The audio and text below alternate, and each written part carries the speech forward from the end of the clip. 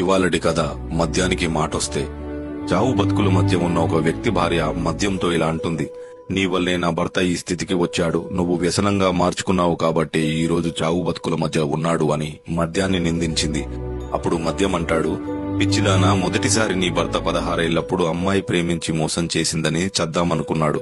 కాని నన్ను పుచ్చుకున్నాక దానమ్మ ఇది కాకపోతే ఇంకొకతని బతికించి పంపాను. చదువుకున్నా లాభం లేదని సాయంత్రాలు ఏడుస్తుంటే ఉద్యోగం కాకపోతే వ్యాపారం చేసుకుంటానని ధైర్యం చెప్పి పంపాను.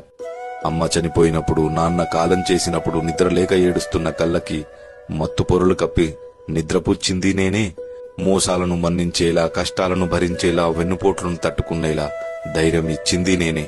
పట్టించుకునేవాడు లేనప్పుడు, పలకరించేవాడు కరువైనప్పుడు స్నేహితుడిలా నిలిచింది నేనే. సంసారం ఈదలేక, పెట్టే బాధలు చెప్పుకోలేక చేతగాని దద్దమ్మ అని అంటుంటే ఎక్కడ ఉరితాడికు దగ్గరవుతాడో అని బాధను మరిపించింది నేనే, ఇంటికి పంపించింది నేనే. అన్ని సందర్భాలలో తనకు జీవితం పైన ఆశ ఉంది కాబట్టి నా మత్తును మరుపుగా భావించి ముందుకు సాగాడు.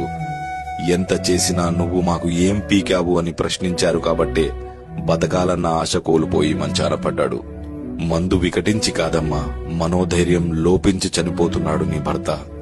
గాజు సీసాల మధ్యలో పడుకున్న గాయం తెలియని వాడికి తూటా లాంటి మాటలతో మనసుని ముక్కలు చేశారు. అమృతం తాగి అబద్ధం చెప్పిన వారి కథలు వినుంటారేమో గాని మందు తాగి అబద్ధం చెప్పిన వాడి కథ ఎవ్వరూ చెప్పుకోరమ్మా. స్టోరీ నచ్చితే లైక్ చేసి ఫాలో చేయండి. మిత్రులారా, వేసవి పెరిగింది. వీధిలో ఉన్న జంతువులకి కాసిన్ని నీళ్లు పోసి వాటిని ఆదుకోండి.